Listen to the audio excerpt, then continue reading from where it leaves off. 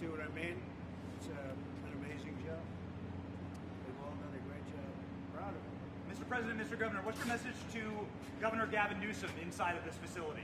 Well, the first thing you should do is come here and learn something, because they don't do this. They don't know. They wouldn't know where to begin, and if they did, it would cost them 100 times more. So I would say he should call the governor and Christie, and I'm sure you'd give him because his state is a disaster, and he doesn't do this. Well, they have the original Alcatraz, so you guys could approve him being able to set one of these up over there. I'm sure the secretary would be happy to do that and provide. My sense is he's probably not going to bite on that, but I don't know that they'd be able to come in at cost because they tried to do this high-speed rail. They spent like $150 billion, no tracks. We've got a privately funded rail in Florida from Miami to Orlando. It costs the taxpayers $0, and it's very successful. So it's just a much different approach between states. We're not going to let him get anywhere near Alcatraz. It'll cost 100 times more than they thought. Now, he ought to come here and study this because he could learn a lot. When's the first person checking into the room, sir? Tomorrow. Hopefully tomorrow, within the next 24 hours. They have the doctors, they have all the professionals. There's going to be a security sweep because there have been civilians here, so they will sweep this multiple times to make sure there's nothing can be used as weapons or any contraband. And then once that's cleared, then they'll do. So it's really up to Secretary. I know has got people in the queue, and so they'll be ready to receive. I think our viewers at home should note that this is air-conditioned facility. So if any of the news claims are keeping them out in the hot, humid South Florida, that is wrong. It's probably 62 degrees here, to be honest. or 72. Hey, Biden wanted me in here. Okay, he wanted me. It didn't work out that way, but he wanted me in here. What's your expectation what this will do for the speed and force of deportations? A lot of things, and they're both telling me that these people come in here, they want to go home. And they want to go home, so we immediately send them home, where it's appropriate. Now, if somebody's a real killer, we don't send them anywhere. We put them in a maximum security. Look, what we inherited from this guy, this incompetent man, and his administration, which wasn't incompetent, it was radical left, lunatic, communist, whatever you want to say. I know most of them. What we inherited should never, ever be forgotten. What they've made us do. This is all because of an open border policy where 25 million people flowed in. From all over the world, from prisons, from all over the world they flowed in. For no reason whatsoever. We had, when I left, we had a very powerful border. We had no problem. He opened it up. Day one, he just opened the border, and people couldn't believe it. That's right. They were standing there. What are they doing? They said, go in. That's it. You look at the first day tapes. They opened it up and they said, go in, and that's where all of this began. But this is an amazing thing that they've done here. Really But listen, people don't have to come here.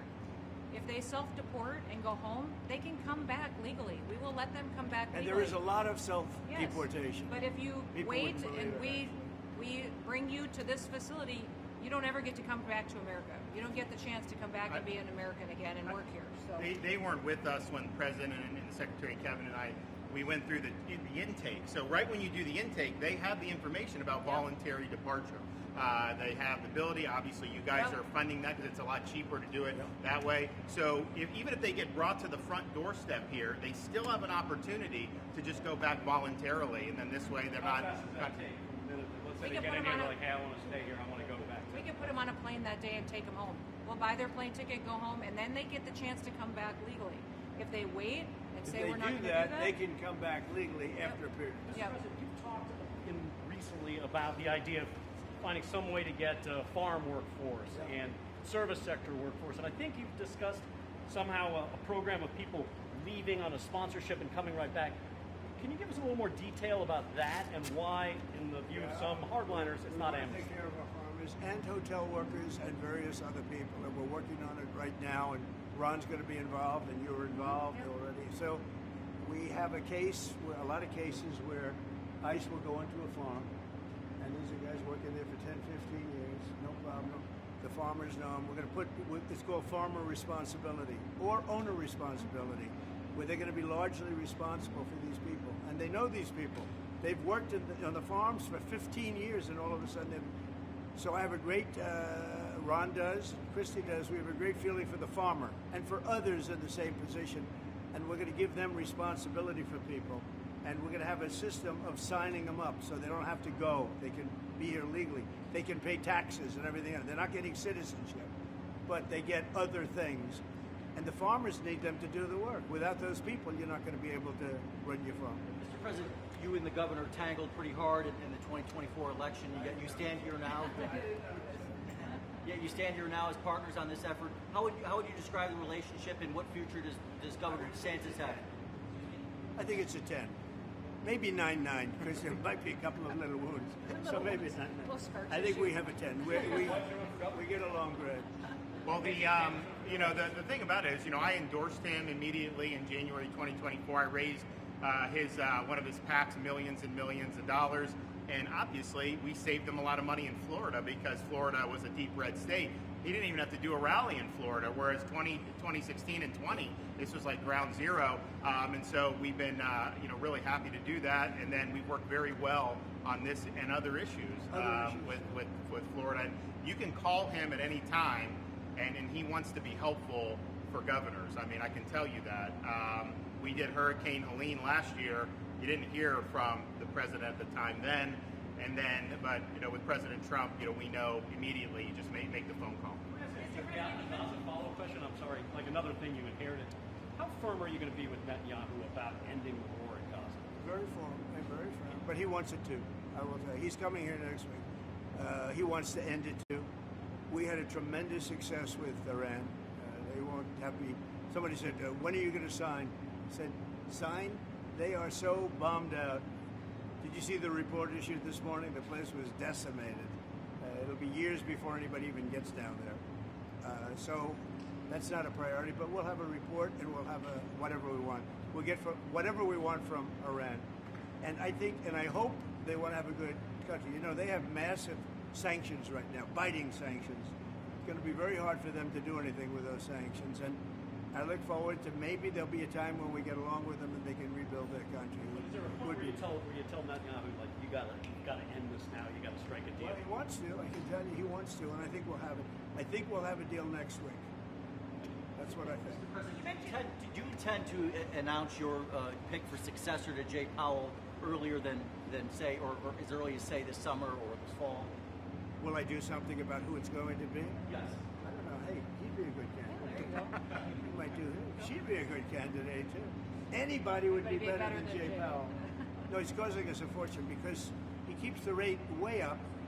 I think it's Trump derangement syndrome personally, but we have a very strong country. We're the strongest country. Look, our country right now is at a level that we haven't seen for 40, 50 years. What we're doing now is nobody's seen anything like it. I told you, I was in the Middle East. The King of Saudi Arabia said to me very strongly, he said, "You know what? A year ago you had a dead country. Now you have the hottest country in the world." We do. We have the hottest country in the world. Thank you very much, everyone. When are we going to see that exemption for farmers? And what about other We'll be seeing it industries? over the next What couple about of years. construction and other Also, industries? those type of industries. Will Kilmore Abrego Garcia be the first inmate here?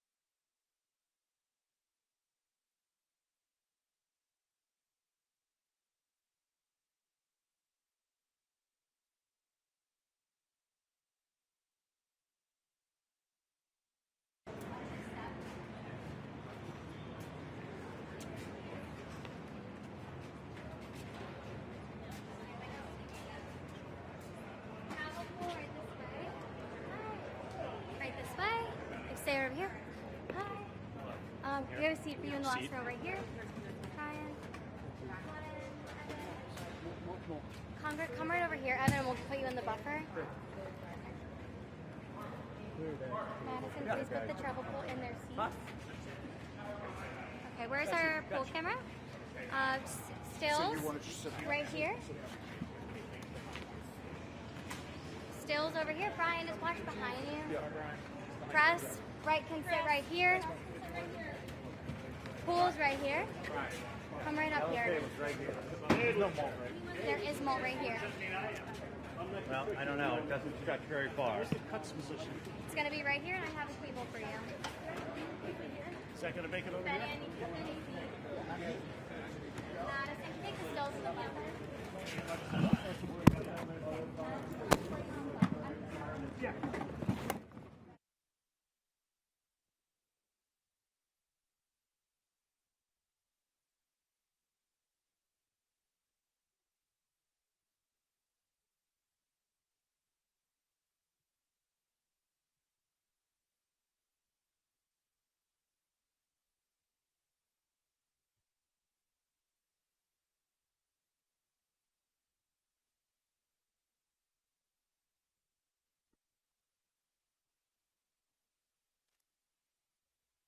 Good job. Even the microphone works well. That's good. Wow. Well, I'd like to just thank everybody for the incredible job they've done. I love the state. As you know, Ron and I have had a really great relationship for a long time. We had a little off period for a couple of days, but it didn't last long. It didn't last long, and a lot of respect for each other. And it's a great honor to be deep in Florida, the Florida Everglades, to open America's newest migrant detention center. It's incredibly built, and you're seeing that yourself. That's why I said, let the press join us on our walk so they can see what's happening. It's known as Alligator Alcatraz, which is very appropriate because I looked outside and it's not a place I want to go hiking anytime soon. But very soon this facility will house some of the most menacing migrants, some of the most vicious people on the planet. We're surrounded by miles of treacherous swampland, and the only way out is really deportation. And a lot of these people are self-deporting back to their country where they came from. Quite a few. We're amazed at actually the number. We took the FEMA money that Joe Biden allocated to pay for the free luxury hotel rooms, where he's paying hundreds of millions of dollars in New York City, and we used it to build this project. And Ron, it was just a little fraction of that money. The money they spent on that project, I happen to know the real estate developer. He's a he never really made that much, but he became very wealthy. With luxury, he didn't do well. With people that are not exactly luxury, he's made a fortune. I want to thank Florida Governor Ron DeSantis and Secretary of Homeland Security Kristi Noem, and Florida Attorney General James Uthmeier. Where is James? Where is he? You do a very good job. I hear good things. I hear good things about you from Ron too. No, you really do. He's even a good-looking guy. That guy's got a future, huh? Good job, James. I hear you did really, really fantastic. Worked hard. You're like in the construction business for a few days, right? Congratulations. For all the hard work and to make this facility possible. It's amazing. Thanks as well to Florida Agricultural Commissioner Wilton Simpson. Where is Wilton? Where are you, Will? Hi, Wilton. Been a long time. Thank you. Congressman Byron Donalds. Where's Byron? Hi, Byron. How are you? Good. Florida Speaker of the House, Daniel Perez. Daniel? Daniel, thank you, Daniel. Why, you didn't want to sit up here with us, Daniel? Executive Director of the Florida Division of Emergency Management, Kevin Guthrie. Hi, Kevin. Good job. Acting Director of ICE, Todd Lyons. Todd, great job. And Senator Joe Gruters. He is a great guy. Where is Joe? We love Joe. Thank you very much. Thank you. Thank you, Joe. Joe is great. With the help of those incredible Border Patrol agents, we now have the lowest level of daily border crossings ever recorded.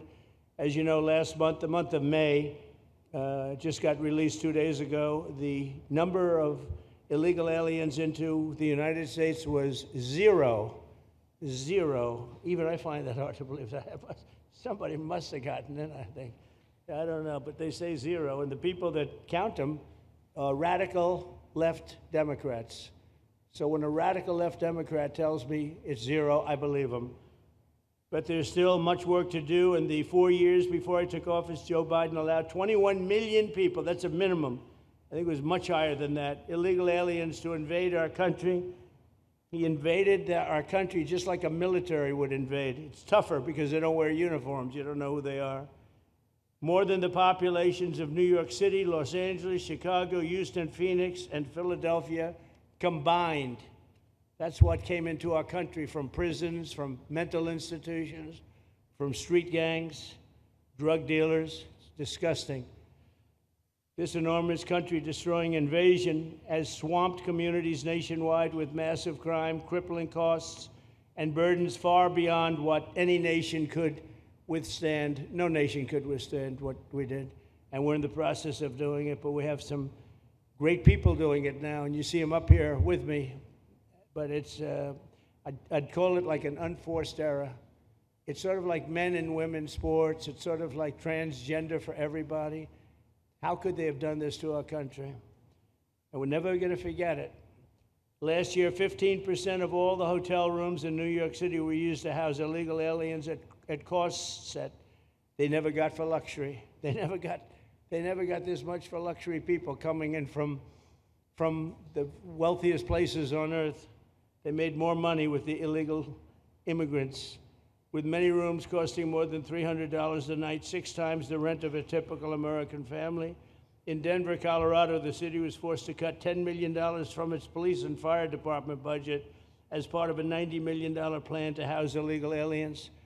And it's a population that's growing and growing and destroying Denver and growing, and again, it's destroying Denver, and it's destroying many other cities too.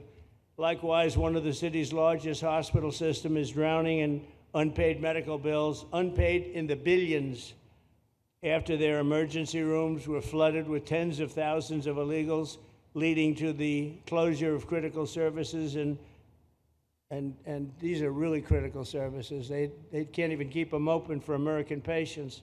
The American patients were treated worse than any illegal immigrant. In Los Angeles, 1 in every 4 students in the public school system is from a household headed by an illegal, and most of them don't speak English, so they're in a school system, and they don't have interpreters, they don't have anything, they don't speak English. What a mess, what a mess. Unforced error, all these people allowed to come in. The United States is now spending $78 billion a year on translation.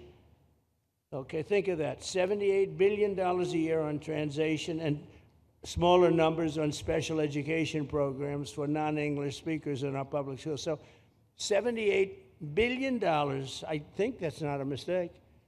I would say $1 million maybe, hundreds of thousands of dollars, $78 billion, Joe, on translators and non-English speaking work. Federal government, the Justice Department, it's more than twice the cost of maintaining the United States Justice Department, what we're spending on translation and other things to help. In total, the average illegal alien costs American taxpayers an estimated $70,000. That's each, $70,000. I think that number is even low. If you care about balancing the budget, the single most impactful step we can take is to fully reverse the Biden migration invasion. One of the worst invasions we've ever had. We've never had an invasion like this. We've had invasions, but we've taken care of them. We've never had an invasion like this, and it's with us. And we have some very bad people out there looking to do big harm. That's why the One Big Beautiful Bill includes funding for 3,000 new Border Patrol officers and 10,000 new ICE agents. And I've gotten to know the Border Patrol and ICE very well. Unlike Kamala, she was the border czar, but she never saw the border. She never made one phone call. She was some border czar. She would have been some president. Probably would have been slightly better than Biden, though. I had to run against both of them, you know? The one guy, it's like a fighter. You knock out the one guy who's doing badly, then they put somebody else in, but fortunately she was a stiff also. Otherwise, I would have been very angry. I would have been extremely angry. The heroes of ICE will also help round up and remove members of the savage drug cartels which are coming back into our country. And we got them out. Now some of them came back in. We just got them out again, and that's going to be a vicious cycle. But these are foreign gangs. They're horrendous people, killers, that have infiltrated our territory, including 8 which we have designated as foreign terrorist organizations, which gives us a lot more power for speed and getting them out much easier. And we had a great court victory, as you know, on Friday that allows us to do what we have to do from the Supreme Court of the United States. In 5 months, my administration has already arrested over 2,700 members of the murderous Venezuelan gang known as Tren de Aragua, including a pack of these sadistic animals arrested last month with over 280 guns, and these are guns of the latest caliber. These are guns that were made over the last period of less than a year, getting brand new guns, the latest and the greatest. Every day, our brave law enforcement officers are hunting down and deporting migrant criminals who have committed heinous crimes, including more than 13,000 murderers, 11,888 to be exact, but I'd probably say the 13,000 is right also. Think of it, 11,888, and more than half of them, they committed more than one murder. So, Ron, many of them are out of here already, but it's still it's a hell of a number to be confronted with. Just this year, ICE agents in Miami have apprehended illegals with arrests for murder, kidnapping, rape, child sexual abuse, and arson, people of the worst order. We're getting these monsters out of the United States, out of Florida, out of all the places that they're in. And on January 20th, I signed an executive order empowering governors and state police to be deputized to enforce federal immigration laws, and Ron's already taken advantage of it. It's a tremendous advantage for the states. Most of them are doing it. Actually, the blue states tend not to do it. Even a couple of them have, though. And I want to express my tremendous thanks to the state of Florida for embracing this opportunity and being a true partner. They've worked so well with the federal government. It's been just a beautiful, beautiful partnership. So, Ron, I'd like to thank you personally. You are my friend, and you'll always be my friend. And we may have some skirmishes even in the future. I doubt it, but we'll always come back because we just we have blood that seems to match pretty well. We have a relationship that's been a very strong one for a long period of time, and I appreciate it, very much appreciate it. And also, Secretary Noem, I'd like to have you say a few words. You have been unbelievable, the job you've done. You and our favorite person, Tom Homan, have done, and your whole staff, because it's a lot of people, and Tom acknowledges it all the time. He respects you so much. He respects the staff that you both built. And you're really doing one of the great jobs. And it was great that you could work with Ron in Florida so well. Built such a great facility. So please say a few words. Thank you very much. I don't know if this will work. Well, thank you, Mr. President. First of all, I want to thank you for putting the safety and the security of the American people first, and the way that you never lose focus on making sure that America stays our priority and that the families that live here get the chance to grow up and to raise their children in communities that are safe and that give them an opportunity to pursue the American dream. This facility here is a fantastic representation of what can happen when all of government works together and when it's accountable to the taxpayers and to the citizens that live here.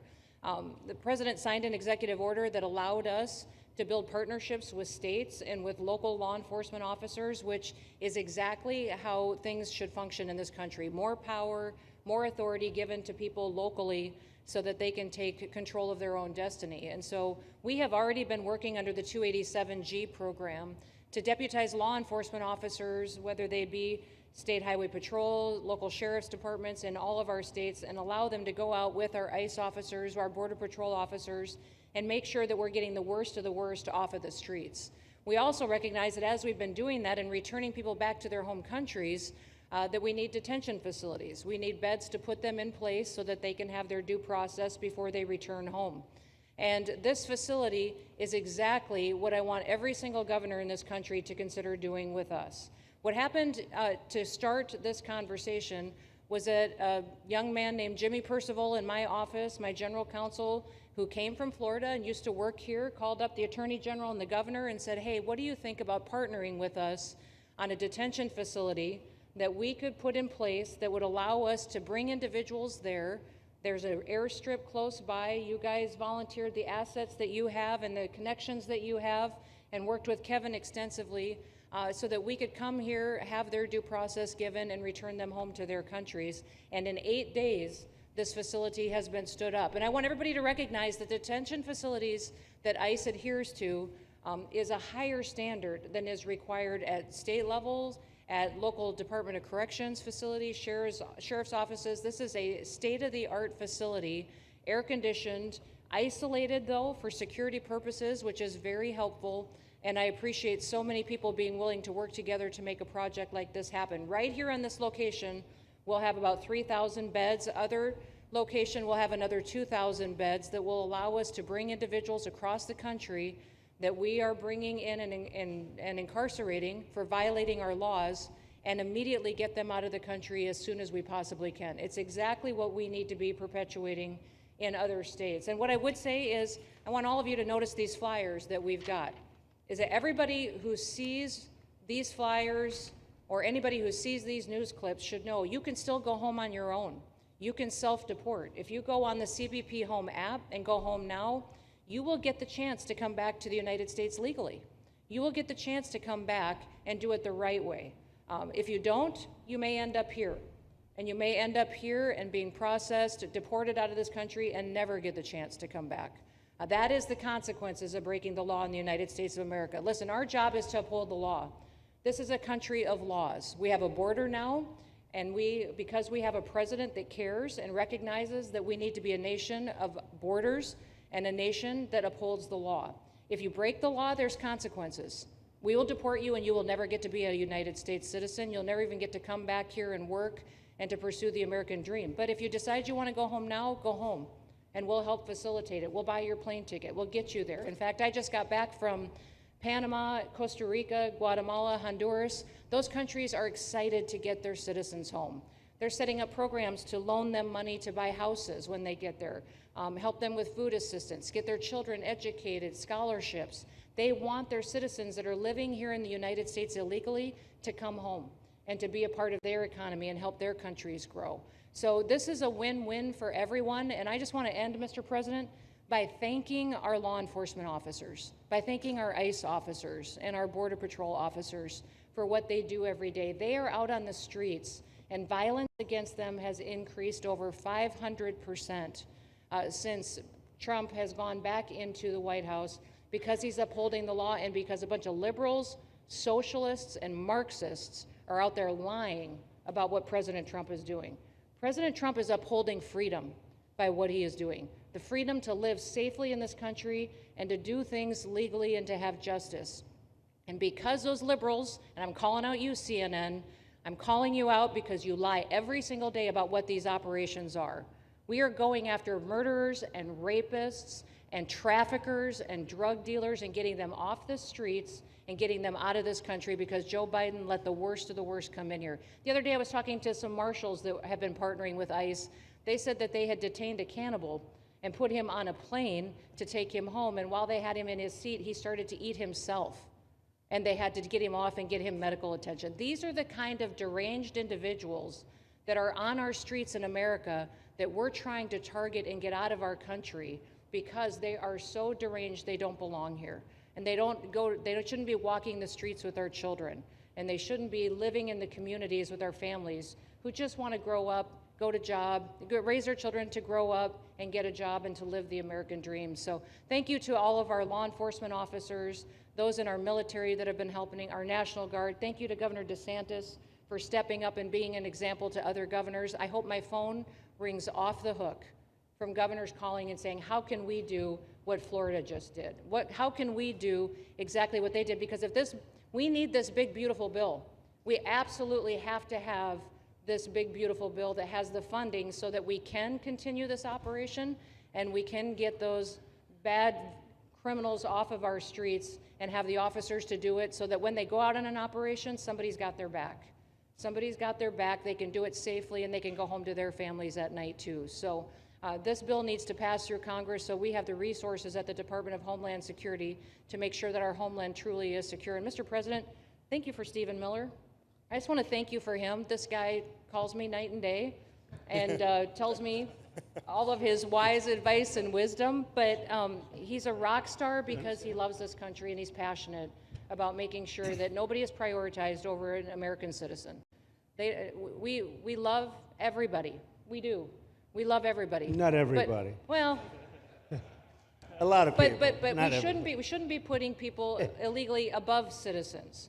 We should be making sure that we do things right, and that's what America has always stood for, and we're an example to the rest of the world because we do it right. So, Mr. President, you surround yourself with great people, and I think that's because everybody wants to work for the greatest president that the United States has ever had, and that's President Donald J. Trump. So thank you, very sir. much, Christy. That's so Thank you for nice. your Thank you. Thank you very much. And I have to say that, you know, when Christie's name was put before me by Tom Homan, by the way, because I wanted him for the border, and somehow I thought that was going to be good in that sort. But he didn't want the upper job, and I said, who do you recommend? Christy Noem. I said, oh, are you kidding? She's great, but she's such a fine, elegant person. He said, sir, she's tough as hell. I said, are you sure? You are tough as hell, I tell you, and you do it in a very nice way, but you are, if you ever saw her ride a horse, she rides a horse like she should be in the rodeo.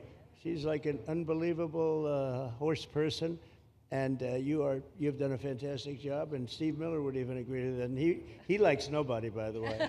I don't think he likes anybody. And another one we like is Ron, and Ron, would you say a few words, please? Sure. Well, thank you, Mr. President. Welcome back to Florida, and I think this is the first time you've been back since the events of a couple weeks. So just let me say, as somebody that was serving on active duty in Iraq back in the day, we witnessed the number of our troops that were killed or wounded by the Iranians. We know that they're a militant Islamic regime that was hell-bent on getting nuclear weapons, and under Joe Biden, they were about to get nuclear weapons. And because of your strong actions, those dreams and those ambitions have been reduced to rubble. And I thank you. I know a lot of veterans thank you, and people in Florida really thank you for stepping up and really making a strong, tough, but strong decision. I think we're much safer as a result of that. Now, on the immigration, I think President Trump's election represented the chance for us to finally solve this illegal immigration and border problem once and for all. I knew he was going to do the border, although he did it very quickly and very thoroughly. I think that no one can say that that's been anything but a spectacular success. But then we have the issue of Biden let in how many millions of people? And you had millions that had been in over decades previous to that. You can't have a country if you don't have respect for the rule of law. You can't have a country if foreigners get to decide who comes in. No, we, the American people, make that decision, who's allowed or not allowed to come into our country. We've seen Europe be overrun by open borders, so we're not going to let that happen here. So when President got elected, I knew that the states had an important role to play in facilitating this really, really historic mission. We're the only state in America, Florida, that requires full cooperation with ICE from all state and local law enforcement entities. And what is the net result of that? We have these agreements for these 287G task force with sheriff's departments, police departments, state agencies, and it's really instrumental in rounding up a lot of really bad people who shouldn't be here. If you look at the number of those full-blown 287G agreements that have been executed around the country, the state of Florida accounts for 60% of those. If you look at the number of immigration arrests of illegal aliens on any given day, the arrests happening in Florida constitute between 15 and 20%. Nationwide. So we're all in on this because we understand how important it is to our citizens. It crowds schools, it crowds medical, it crowds housing. Yes, you have illegal alien crime as well, and people want the problem solved. And the only way we're going to solve it is if states like Florida step up and help the president, help Secretary Noem get the job done. Now, this facility here was really in response to us working with DHS and ICE from the time the president got sworn in. And the number one thing they kept coming back to was, You know, Biden decimated the agency. I mean, let's just be clear. You could have illegals in Florida. Biden would just release them. Even when they had notices or they had orders to be removed, Biden wouldn't send them back. So their interior enforcement collapsed under Biden. So they're building it back up. But they're like, we need detention space in order to be able to bring about more deportations. And so what we have here can hold 3,000 now. We have 2,000 facility up at Camp Blanding that we're going to be open, which is our National Guard site. But think about what you have here. They come here, say they already or been ordered to be deported. You drive them 2,000 feet to the runway, and then they're gone. It's a one-stop shop. And this airport that's been here for a long time is the perfectly secure location. It's going to make a big difference. And let me just thank everyone who was involved. We got the call from DHS a little bit more than a week ago, and here we are 8 days later with this facility open, and as soon as Air Force One departs, it'll be swept, and it'll be open for business to be able to do. But our goal here is to process them and be able to effectuate their return to their home country. This is the opposite of what they were doing in New York by just putting them up in a hotel and then just letting them stay there indefinitely. No, we want to be able to send back. And when you walk into the processing, the President and I, Secretary Noem, Kevin Guthrie, walk through that initial intake, the first thing you see is information on how to go home on your own. Why would you want to come through Alligator Alcatraz if you can just go home on your own? I think a lot of people are going to make that decision. So you're going to have a lot of deportations that are going to be done by the administration, but I think you're going to have a lot of voluntary as well. So this is a force multiplier for the president's efforts. I would just say and echo what Secretary Noem says. There is no reason why other states can't be doing it. And I know Louisiana, Texas, a couple of them, but we've got if only the red states did this, they would be able to expand their capacity by tens of thousands, maybe 50, 100,000 on a given day. That's how you really start to make a difference. And so we're proud to be able to partner with the Trump administration on that. Mr. President, thanks for coming down. I think you highlighting this is going to move the needle in a big way throughout the country, and I think it's going to help all of us achieve the really big results that I think our voters want to see. Thank you, Ron. Great job. Thanks, Ron. Thank you, Mr. President, for the opportunity. My name is Kevin Guthrie. I'm the Executive Director of the Florida Division of Emergency Management. And I'd also like to thank President Trump and the Department of Homeland Security Secretary Noem for joining us here today and for their continued support. I want to thank first by thanking the man to my right, and that's Governor Ron DeSantis, whose bold leadership and swift action made this project possible. Make no mistake, this facility would not be standing here without the President, the Secretary, and the Governor's vision and determination to uphold the rule of law. Florida is and will always be a law and order state. Even before the President took office, the Governor made it clear that illegal immigration would not be tolerated in the state of Florida. When the President and the Secretary asked Florida to help, the Governor empowered our state and private partners to work collaboratively and deliver real results on a rapid timeline. The Florida Division of Emergency Management is best known for leading the nation in hurricane response and other natural disasters. We understand how to act fast without bureaucracy in the face of any emergency. Our teams built roads in 8 hours, bridges in 3 days, base camps in 72 hours, and full causeways in 2 weeks. Getting things done quickly, efficiently, and correctly is at the core of our mission. We simply just want to be the best at what we do in the nation. When the Governor called me, we answered, and we were proud to bring our logistical expertise to the table.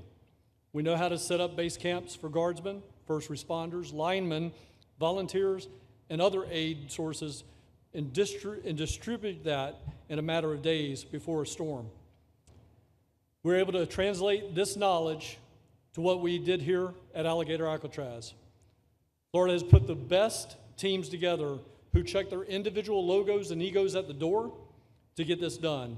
Not just for you, Governor, but Mr. President, for you as well. There are over 13 different vendors that came together to get this solved in 8 days.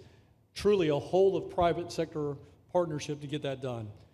Behind you on these boards, in only 8 days, we have built a fully compliant detention facility with a detainee capacity of up to 3,000 people, with room for additional capacity if you asked us to do so. The detention facility includes over 158,000 square feet of housing and is a fully aluminum frame structure rated for winds of 110 miles an hour or a high-end Category 2 for those people that don't think that we're taking that into consideration. This is Florida, by the way. Power supply is fully redundant with backup generators in place. We've put a staff village here on site with a capacity of 1,000. Our services are hot meal 3 times a day, 24/7 medical facility, pharmacy, air conditioning, access to indoor and outdoor rec yards, legal and clergy support services, laundry. Our security element is over 200 security cameras throughout the facility, more than 28,000 feet of barbed wire, 400 plus security personnel to include 200 men and women, soldiers and airmen underneath Major General John Haas's command as the Adjutant General of Florida. And it's all surrounded, as you pointed out, Mr. President, by 10 miles of beautiful Florida Everglades. Contingencies, as with all state correctional facilities, we have a hurricane plan. We will not wait for a Cat 2. We will follow our normal evacuation procedures as we do for any other facility statewide in our great state of Florida. We have on-site fire and EMS resources so that we do not we don't burden the locals with any type of response. All in all, sir, this has been a perfect state logistics exercise for this hurricane season. Everything we did here in the last 8 days, God forbid, if we have a hurricane, we're going to do it again. This was a dress rehearsal for us, and we are ready, willing, and able to support you, sir, the governor, secretary, and everything that you need us to do. Just a week ago, it was a taxiway and a runway, and now is a fully functioning facility. We are happy to support you, Mr. President, Governor, Secretary. Fantastic, Joe.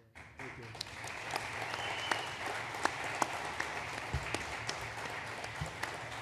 Byron, please.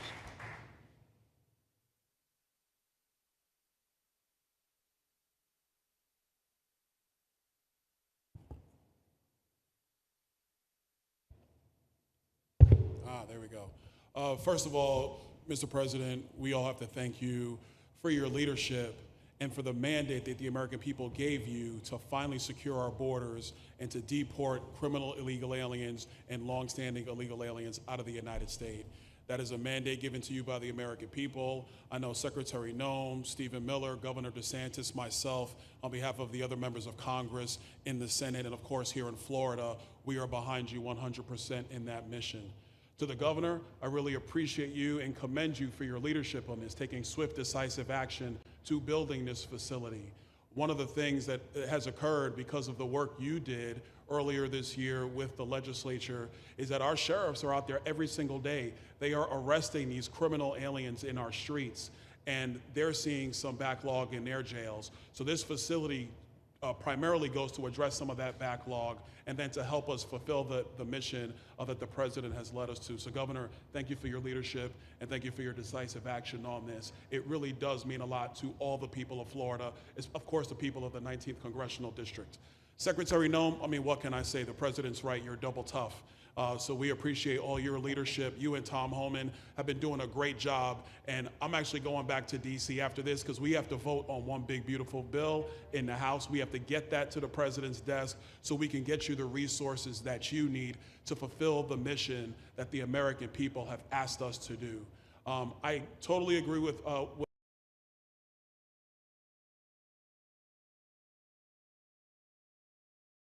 the Department of Emergency Management answer the bell time and time again. The governor has said we need to accomplish this, and DEM gets that job done. And we had a side conversation about, I know there were some concerns. People were like, well, what happens if a hurricane comes? What happens if this happens? And I looked at Kevin Guthrie and I said, you already have a plan, don't you? And he goes, of course we have a plan. You know that we do. This is what Florida does, Mr. President, and so I want to commend you for your leadership and your vision on this. Governor, thank you for all that you've done with your vision and determination. Secretary Noem, we're going to get the bill done so you get the resources you need. See you, sir. Thank you very much. Oh, thank you. Wow. Thank you. You know, I'm waiting, listening to these wonderful words, and they are music to my ears, but I was also wondering how we're doing, because I know this is prime time. It shows that I care about you because I'm here and I probably should be there, but we do care. Thank you very much. James, please. We're all happy now, James. Yeah. Well, I can speak on behalf of all of our sheriffs, state law enforcement, our police chiefs. We are going to continue to make arrests, our pedals to the metal, as many as we can. We want to fill this place up. The governor and Kevin have shown they can build bridges in 3 days, so why not some detention facilities? Hopefully there's more to come. And you really kind of were the inspiration for this. We like the idea of reopening the original Alcatraz. I don't know if that can happen or not, but we thought, hey, we've got our own natural Alcatraz in the middle of the Everglades. Great runway, great perimeter, so let's make it happen. In Florida, we walk the walk, and we will deliver for all of you. Thank you. Well, I heard you were responsible for the locational pick, and you cannot have picked a better location. I said, whoever the hell made this choice, I know you take it a little heat from some environmental groups, but I take it all the time, and that's an honor. But I heard you were very responsible for that choice, and that was a big choice. Thank you very much. Great job, James. Thank you.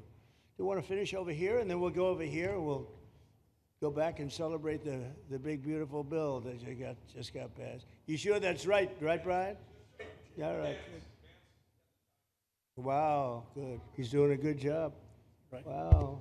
Mr. President, first of all, I just want to say how grateful we are that you're back here in your home state of Florida. You've been doing an amazing job, not only at our border, but around the world, keeping this country safe and Americans.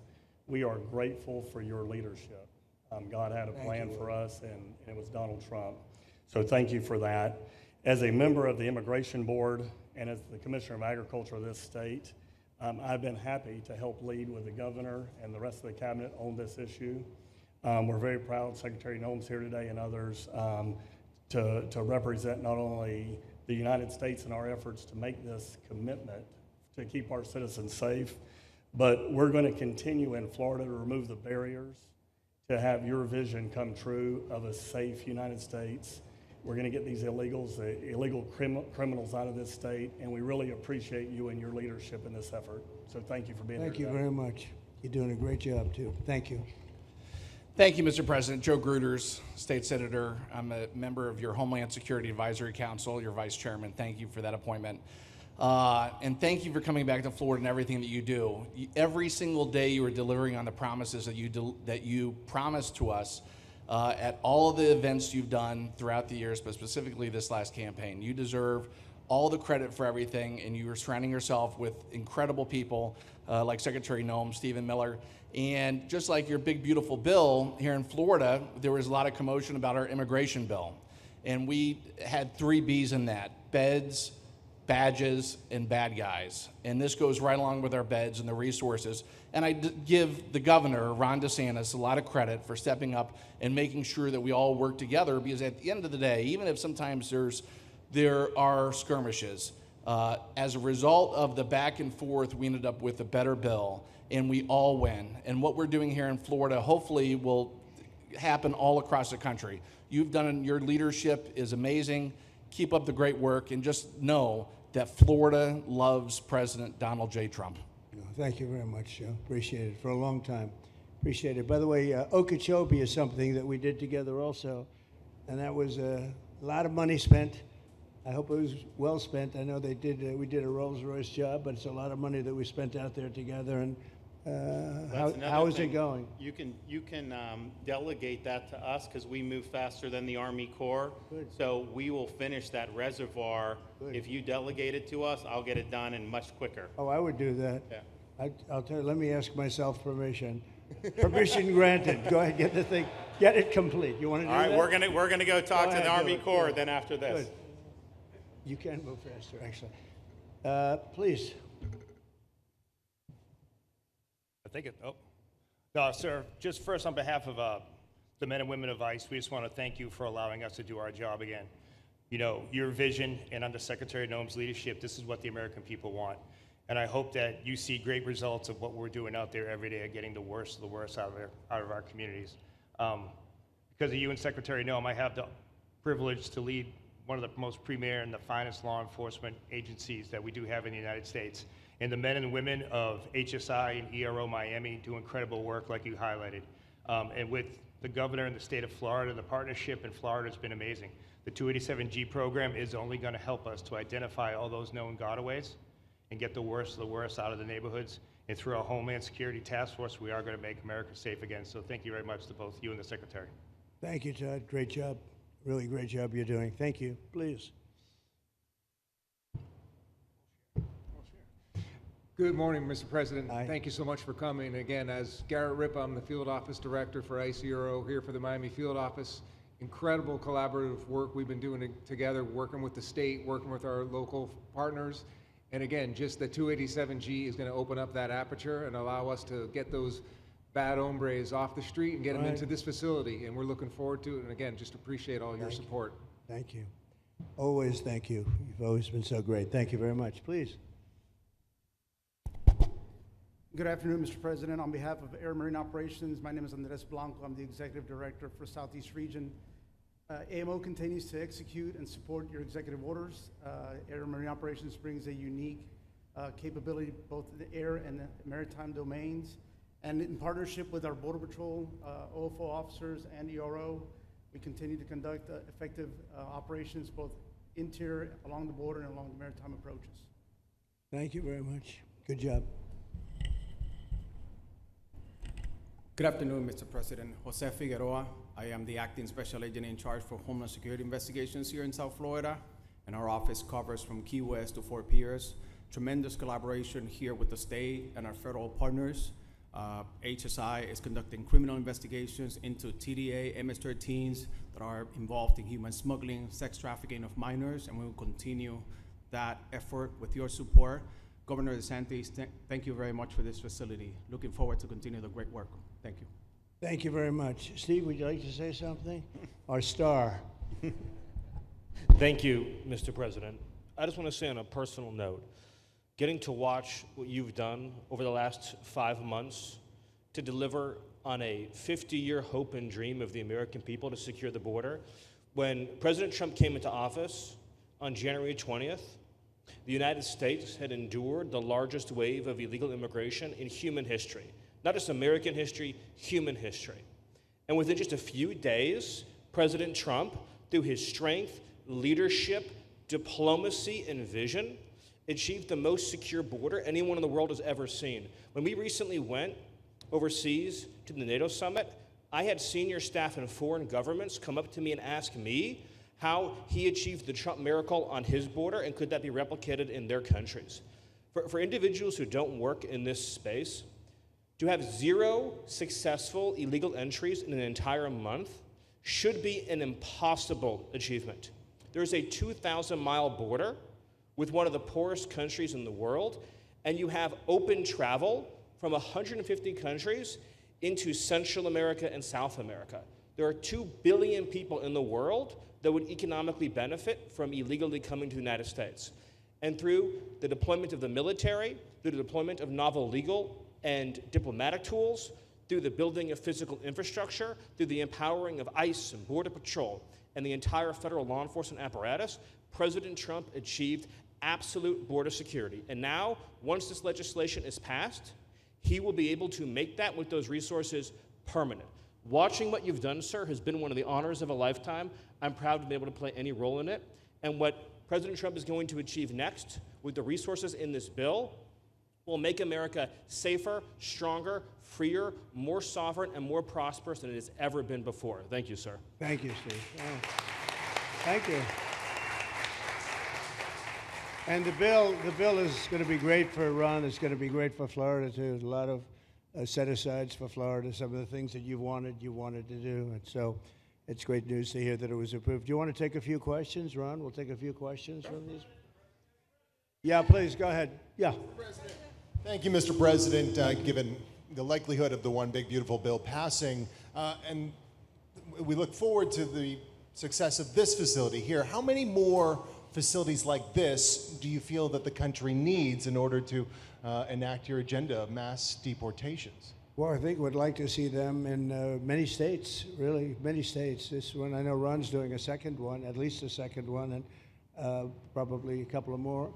And, you know, at some point, they might morph into a system where you're going to keep it for a long time. You know, it's not that far away from jails that take years to build, and money is spent and wasted. And, you know, like the railway that they have in California that costs like 40 times more than it was supposed to cost. The same things happens with prisons. You look at this in a short period of time. Ron, James, and some of the people that really worked on it along with our people, they did this in less than a week. And you look at it, it's incredible. The incredible thing is picking the site, because the site was one of the most natural sites. It might be as good as the real Alcatraz site. You know, it could be. Well, that's a spooky one too, isn't it? Huh? That's a tough site. But so I think it could last as long as they want to have it. I mean, you may morph this into, you know, your prison system, frankly, which I know you always need, unfortunately. I'd like to say, you know, a little controversial, but I couldn't care less. We have a lot of bad criminals that came into this country, and they came in stupidly. It was an unforced error. It was an incompetent president that allowed it to happen. It was an auto pen maybe that allowed it to happen, and it did happen. But we also have a lot of bad people that have been here for a long time, people that whack people over the head with a baseball bat from behind when they're not looking and kill them, people that knife you when you're walking down the street. They're not new to our country. They're old to our country. Many of them were born in our country. I think we ought to get them the hell out of here, too. You want to know the truth. So maybe that'll be the next job that we'll work on together. But I think getting them out, you know, we forget about them. We had some bad accidents in New York. And they're not accidents. They were done very much on purpose. People being pushed into a subway just before it arrives, going 40 miles an hour. And they're 10 feet away from where the thing is, you get pushed right into the face of the subway train, get whacked and killed. And these are sick people. I'd like to get them out of here, too. Yeah, please, go ahead. White shirt, glasses. Julio Rosas, Blaze Media, sir. A couple months ago, I ran into former DHS Secretary Mayorkas, and I asked him a couple questions about his disastrous handling of the border. He didn't like my questions. But the number one question that I heard from people in responding to my video was, why hasn't he been arrested yet? You know, obviously you guys are cleaning up the mess that was made deliberately for the past 4 years, and so people want accountability. It's great to see that the border is secured, and it's great to see the state level cooperation. But I guess I would ask you, why hasn't he been held accountable, or anybody really? Well, you know, pardons were given out by to many people, and they shouldn't have been given out. Like the Unselect Committee of Political Thugs was given a pardon because they destroyed all of the information from 2 years of hearings, and they should be arrested, but they were given pardons. Was he given a pardon, Mayorkas? Was he not? I don't believe so. Well, sir. I'd take a look at that one, because what he did is it's beyond incompetence. Something had to be done. Now, with that being said, he took orders from other people, and he was really doing the orders. And you could say he was very loyal to them, because it must have been very hard for him to stand up and sit up and, you know, talk about what he allowed to happen to this country and be serious about it. So he was given orders. If he wasn't given a pardon, I could see looking at that. In fact, why don't you take a look at it, Kristen? He was impeached, but yeah, it was just a fake impeachment. It was a fake impeachment. Why don't you take a look at it? I think he was so bad. They were all so bad. Look, it was the worst president in the history of our country. We've had some bad ones, but he was the worst president. But somebody told Mayorkas to do that, and he followed orders, but that doesn't necessarily hold him harmless. So take a look at it. It's a very good question, actually. Thank you. Yeah, please. Go ahead. Mr. President, you and the Secretary have both said that many people have self-deported since you came back into office. Yeah. How many is many, and has the rate gone up? How do you see the tempo of that moving forward going on?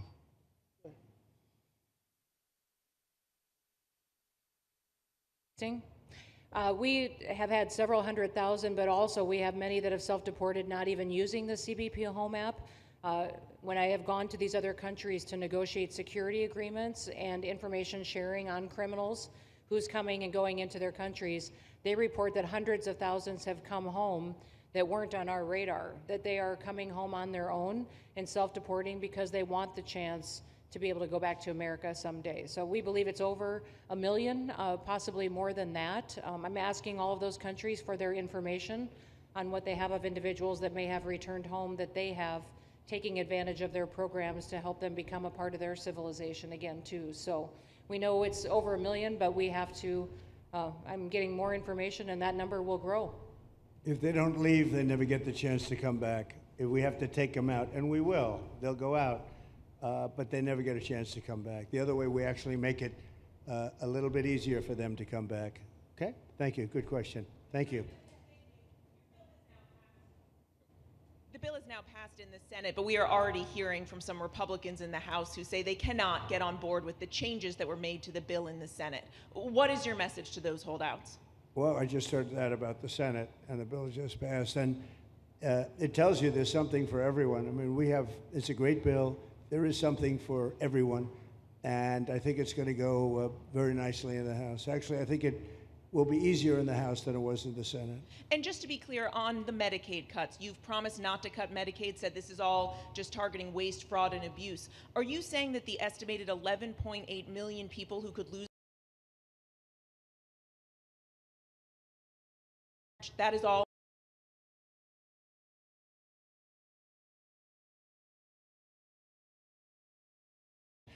If you look, they took a much more liberal stance on the Medicaid situation than they could have. They had a tough stance and a weak stance. They took not a very strong stance on that to start off, and it's waste, fraud, and abuse, and everybody wants that covered. What number is that? What analysis are you seeing? I'm not seeing a number, but I know it's much less than the number you gave, and we really were very, very cognizant of three things. Social Security, we're going to take care of it beautifully.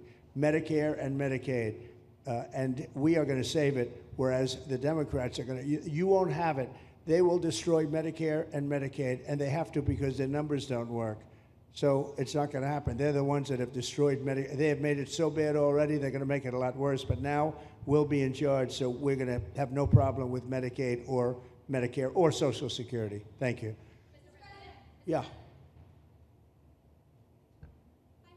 Claire Gall with Wink News in Fort Myers. What is your direction to ICE when it comes to arresting farm workers here illegally, other workers in industries that are pretty critical to Florida's economy? Yeah. Well, we're very much cognizant of that, and as you know, I won the farmers by 92%, and I'm not going to be abandoning my farmers. We were strong on the borders, but we're also strong for the farmers and for others in the hotel industry, et cetera. You know, we have similar situations. And Christy and I, and we'll be working with Ron and a lot of the states.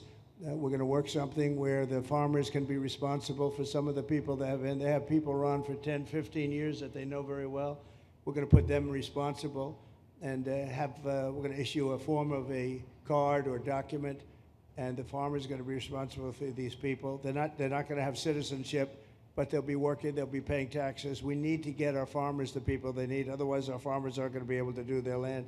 You know, it was tried once before, many, many years ago, where there was a very strong guy, and he got everybody out, and every farm, almost in the country, but every farm in California, every farm in Iowa, almost all the farms went bankrupt.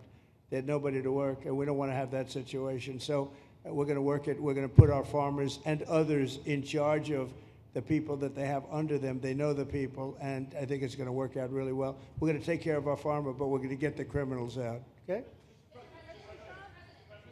Yeah, go ahead, please. Thank you. Mr. President, how do you respond to critics who fear that a 3,000-bed detention center and the waste that could produce will pollute the surrounding federal protected land, including land that both administrations have invested billions of dollars in restoring?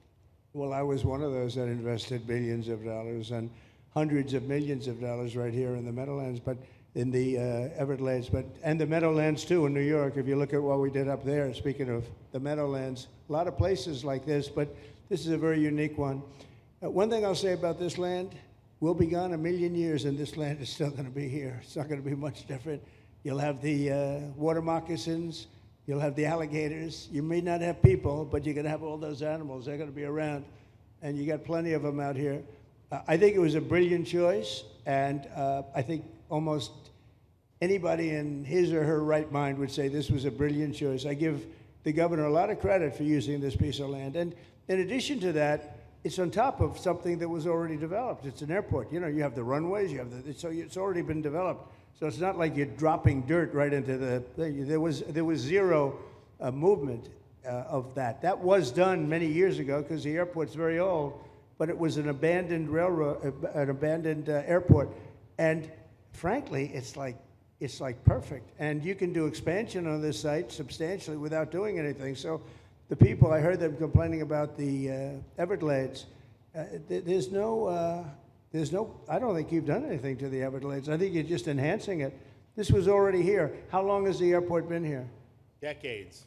Many decades, yeah. And they have Kevin, all these guys, you know, have a waste plan, like the wastewater gets trucked out, potable water gets, literally, they have, even our DOT has put things up in case there's any seepage, which we don't. So you are literally doing this on concrete that's already here. So I don't think those are valid and even good faith criticisms, because it's not going to impact the Everglades at all. President's been a champion, we've been a champion, really changed the game in Florida on it. I think it's just people don't want to see illegal immigrants deported, and that's their ideology, and they have a right to that. But illegal immigration's unpopular, so they know that they're going to have less effect trying to do it. So they're going to try, oh, well, no, it's just about the Everglades. But really, I think a lot of those people, they just don't want to see illegals deported. Because if you actually hear, everyone's here, you obviously know there's zero land that's being disturbed. Well, you know, when we talk about popularity, though, I will say I ran on the issue of illegals and we have to get them out. And I won 82% on that issue. So I think that they may not like certain aspects of it, but ultimately they do not want them in their country. And if this is a part of a use, but I think from an environmental standpoint, it's incredible. In fact, when we landed that very big, heavy plane today, they came out and checked it fairly. You know, I think they want the president to be able to land on a piece of concrete that's not going to go 6 feet underground. And they checked it. They came back and they said, this thing is really solid. So it's been there a long time. It's going to be here a long time. And it was a great choice of a site. Thank you. Yes, please. Brian, go ahead. Yes, sir. The people of Syria were recently seen on the streets waving American flags, chanting Trump, Trump, Trump. They're so appreciative of the economic sanctions that was lifted on that country, giving them a little bit of hope for prosperity. You want to comment on that? Well, they're great people, and the man that is leading them has a reputation. You know, he's the head of some pretty tough organizations, and a lot of people criticized me for that. I said, well, what are we going to do, take him out of a day school, a country day school? It's going to be, by nature, I would think, Ron, they'll be pretty tough, and he is pretty tough, but I think I met him, spent a lot of time with him, good guy. I took off the sanctions because if I didn't do that, they wouldn't have had a chance. And Syria has a chance. You know, the people are great. They work hard. They're very smart. It used to be a place of professionals, accountants and lawyers and doctors and high academic credentials in that part of the world.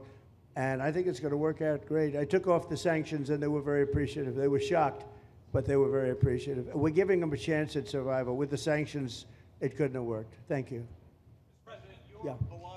Mr. President, your beloved New York City may well be led by a communist soon, Zorhan Mandami, who in his nomination speech said he will defy ICE and will not allow ICE to arrest criminal aliens in New York City. Your message to communist Zorhan Mandami. Well, then we'll have to arrest him. Look, we don't need a communist in this country, but if we have one, I'm going to be watching over him very carefully on behalf of the nation. We send him money. We send him all the things that he needs to run a government. And by the way, they get about 3 times what you get, Ron. If you look at the per capita, Florida gets 1/3 of what New York gets in terms of the numbers. Why don't you give us those numbers? Yeah, well, because that's what we should send him. Yeah, well, like sometimes people say Florida gets more because they count Social Security recipients, but that's not money to the state. Those are seniors that live here. If they moved to North Carolina, you could count it there. So it has no interaction with the state government. They get more in the city and state governments than we get. Right, substantially. We're going to be watching that very carefully, and a lot of people are saying he's here illegally. We're going to look at everything, and ideally. He's going to turn out to be much less than a communist. But right now, he's a communist. That's not a socialist. You know, I've always said, we will not have socialism in this country. In the speeches, I said, well, what? They skipped socialism. And you got a lot of them like that. And you see AOC, she's out there with her, bad IQ. She's out there ranting and raving about how wonderful he is. And look, so far he's winning. He still has a race to win, but so far he's winning, and he has an advantage as a Democrat in New York City. I was there a long time ago, and it was a long time since a Republican won the city, but you would think that a Republican would be able to win. Or you have a good independent running, Mayor Adams, who's a very good person. I helped him out a little bit. He had a problem, and he was unfairly hurt over this question. He made a statement to the effect that this is terrible. New York City can't have all these immigrants come in, and like he was indicted the following day. And I said, that was a phony indictment. And it was a phony indictment. That was a Biden indictment. I said, don't feel bad. I got indicted 5 times every time you opened your mouth. That was a bad group. That was a very dangerous group, I will tell you. These were not nice people. That was the only thing they could do. They had no policy. They had no skill. They had no anything. But they were very good at that. They were vicious, vicious, horrible people. Thank you very much. Yeah, please, go ahead. Anna Giratelli with Washington Examiner. Governor DeSantis has proposed using National Guard, deputizing them as immigration judges to get through this massive backlog of people in the immigration court. Would you be open to that? Yes, he has my approval. Okay. That wasn't too hard to get, was it, Ron? He didn't even have to ask me, James. You didn't even need James to ask me. He has my approval, okay? Good. I also like what he's doing in Okeechobee. He has my approval for that, too. I don't know how we work that out, but we'll work it out. We'll follow up. Go ahead. Please. President Trump, Jake Stofan with Action News Jax from up in Jacksonville. There's some talk about a facility similar to this up in Camp Blanding. Has that been approved by DHS? If not, what's the timeline? When could we see ground break on that? Well, I'll ask Ron or James to talk about it. Do you want to mention it, James? The overarching plan, I think the secretary has said she supports the whole plan, so you guys are going to keep going. Yeah. So, Mr. President, just specifically, the response for proposals is out for that today. It closes, I can't even remember what day of the week it is, but it closes on Wednesday at 5 o'clock. Then we will do notice to proceed. So I would say right after our wonderful Independence Day, we will be starting construction there at that facility. You're going to have another big runway there, too. That's great. Wow. Well, I love these runways. It's very convenient, I must say. Having a runway is a nice thing. Today, you don't get runways approved. I will tell you, it's tough to get a runway. Although in the age of Trump, you get them approved fast. You know, we're approving massive electrical bins, what they call them bins, but big electrical facilities for all of the factories and the AI that's coming in. They're going to build their own electric. They're going to be really. They're going to be made into electrical providers. They're going to have a lot left over. They'll put it into the grid. I think, they're going to end up doing so much. They'll put it into the grid. Won't even cost anything from their standpoint. But so we have a lot of that happening. We get approvals fast. But I was just saying, runways are hard to get, but we'll get them now. But in the past, I would say over the past 30, 40 years, when you can get a runway, that was considered gold. Okay, please, go ahead. Go ahead. Sure.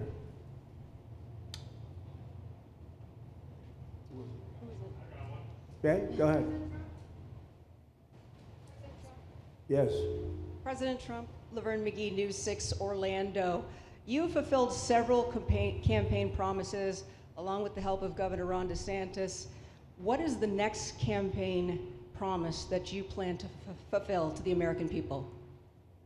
So we have turned this country around in less than 6 months.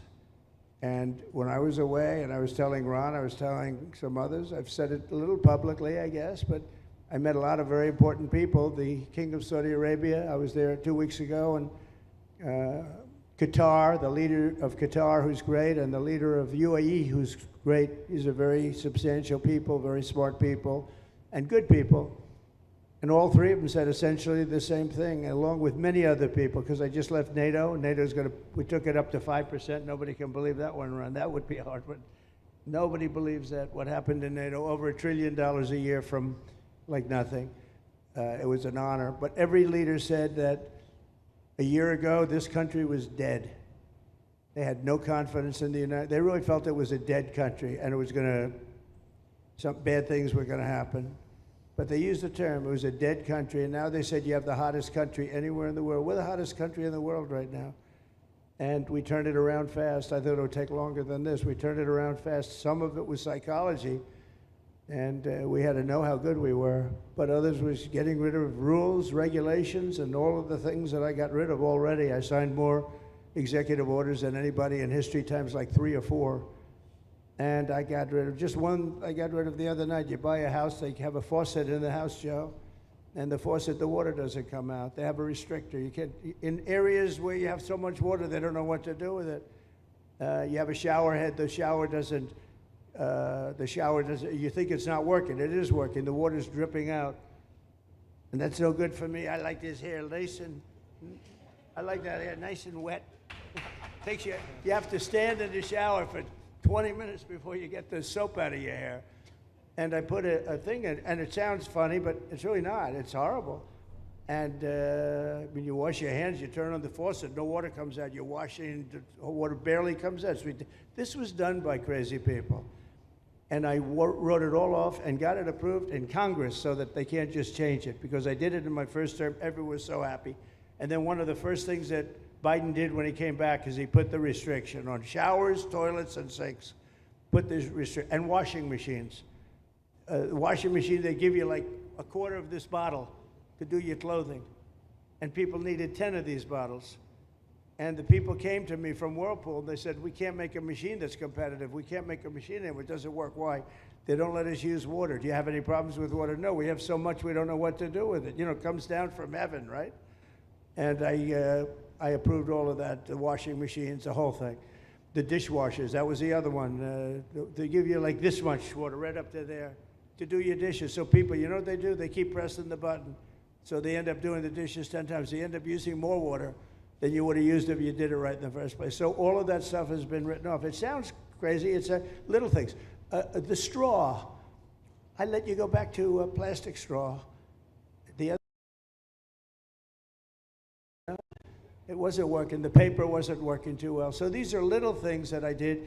Then we have the big things. We have the biggest things, and that has to do with some of the subjects we're talking now. I think the things we're talking about now are the biggest, because if you don't have borders in this country, borders and good elections, and we're working on that next.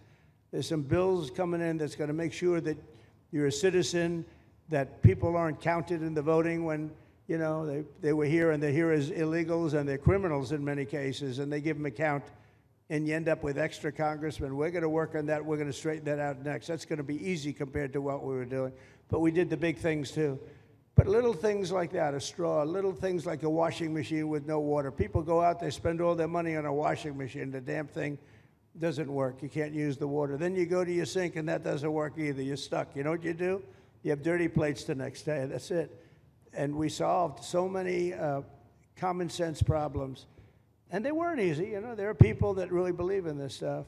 But, you know, most states have so much water, they don't know what to do with it. And look at North Carolina. I mean, they had a lot of water, and they have to get restrictors on their, you know, on their kitchen faucet. So we're very proud of the things we did, and we're going to do a lot more of them.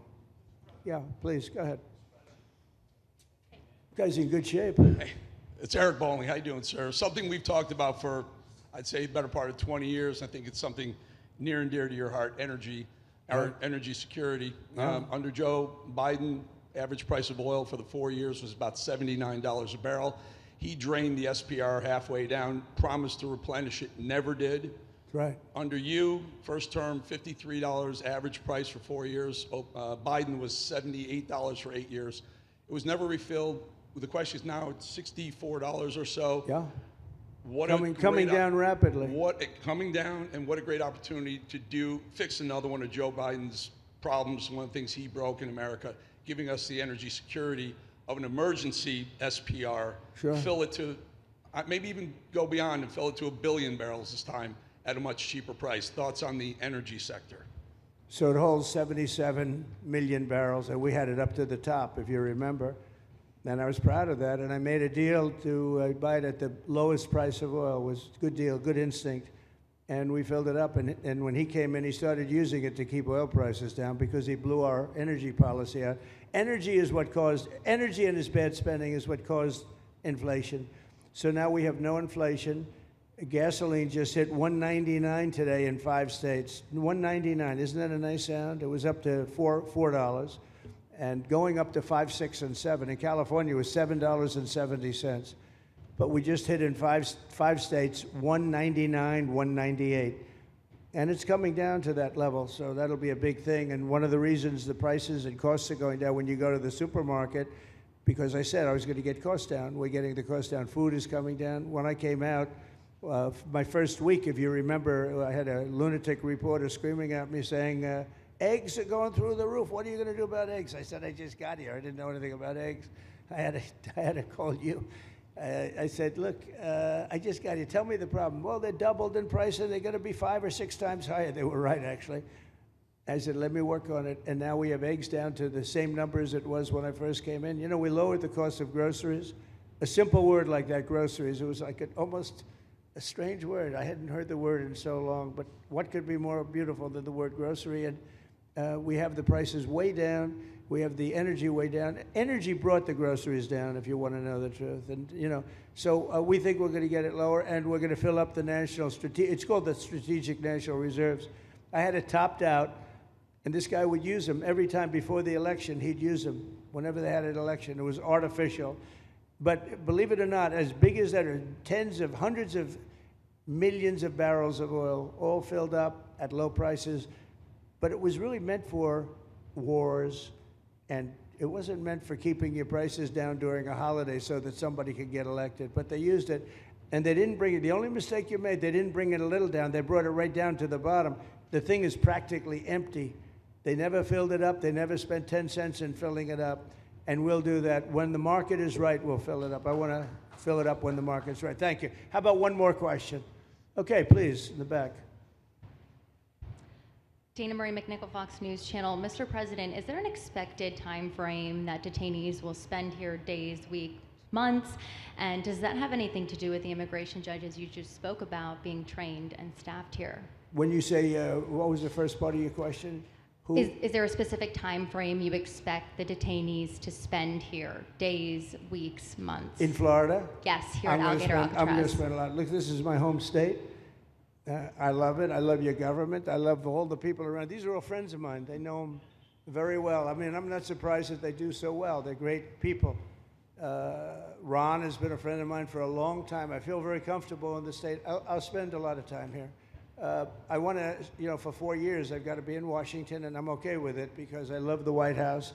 I even fix up the little Oval Office. I make it, it's like a diamond. It's beautiful. It's so beautiful. It wasn't maintained properly, I will tell you that. But even when it wasn't, it was still the Oval Office, so it meant a lot. But I'll spend as much time as I can here. You know, my vacation is generally here because it's convenient. I live in Palm Beach. It's my home. And I have a very nice little place, nice little cottage to stay at, right? But we have a lot of fun, and I'm a big contributor to Florida, you know, pay a lot of tax. And a lot of people move from New York, and I don't know what New York is going to do. A lot of people moved to Florida from New York, and it was for a lot of reasons, but one of them was taxes. The taxes are so high in New York, they're leaving. I don't know what New York's going to do about that, because some of the biggest, wealthiest people and some of the people that pay the most taxes of any people anywhere in the world, for that matter, they're moving to Florida and other places. So we're going to have to help some of these states out, I think. But thank you very much. I'll be here as much as I can. Very nice question.